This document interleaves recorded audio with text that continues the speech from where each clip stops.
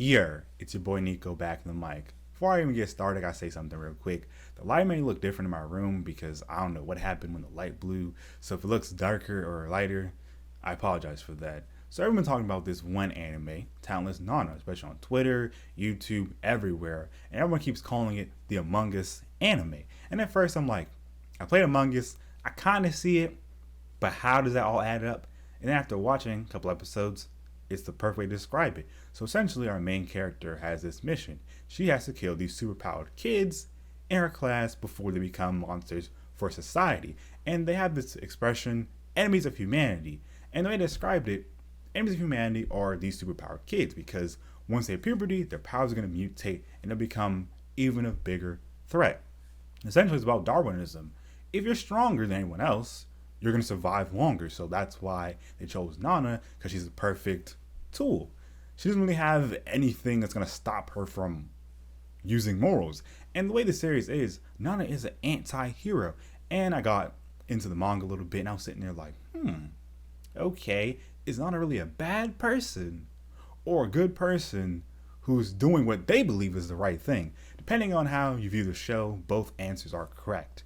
And I just want to make a video on it. I find it very interesting that how everything plays out. Nana has no real powers. She just tells everyone she's a psychic. She can read their thoughts. But the problem is, half the kids' powers she encountered within the first 4 episodes, they're deadly. They could have easily ruined her whole plan. Several times she got caught up.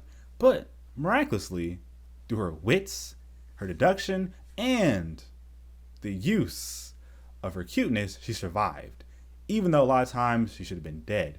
But the reason I like this series so much, it kind of reminds me why I like flawed and I guess you could say immoral characters or anti-heroes. Because the thing is, not everybody is a good person. Maybe in their head, they're doing things for just cause and they could say the means justify the end. And that's the perfect way to describe Nana.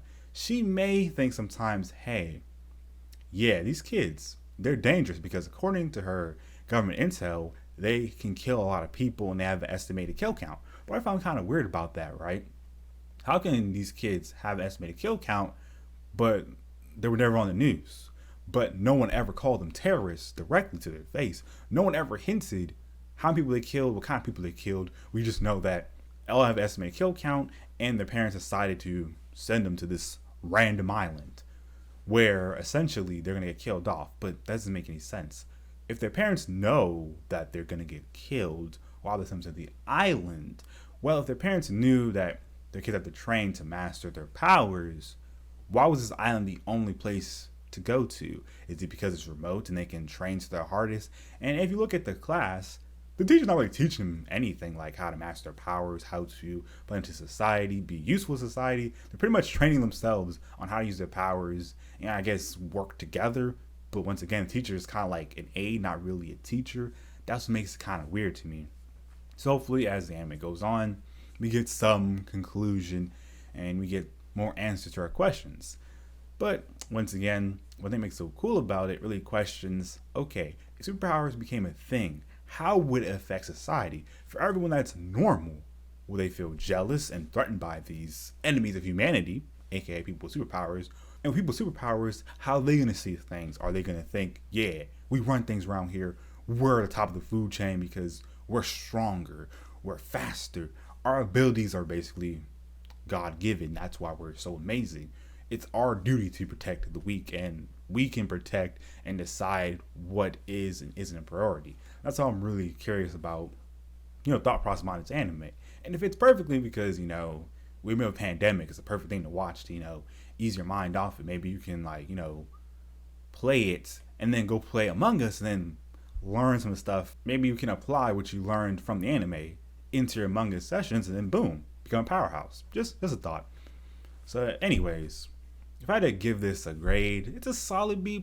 I love the opening because it really sets a tone perfectly. It's a battle royale and it's a mystery because it's like, okay, who are these government officials? Why are they killing off these high schoolers for no apparent reason? Do the parents know anything about it? What's really going on? Who arranged this? Is this really the best they can do for the country and everyone? There's a lot of questions to ask. Are they raising some of these kids with the hope of using them as a weapon for the government? Because they did mention in the show, there is a police force for kids with powers, and there's also a military force. Are you raising these to be super soldiers, or more like raising me super soldiers, and then right before they bloom, kill them, and then tell their families they die in some tragic accident, or who actually knows what's going on? That's why I decided to pick up this series, and that's why I read the manga, because it hit differently. It really did. And yeah, it's a really cool series. I love the characters, voices fit perfectly, and it's giving me the vibes I wanted from a lot of series. My problem with a lot of series about, high schoolers, it's boring. I don't care about the high schoolers.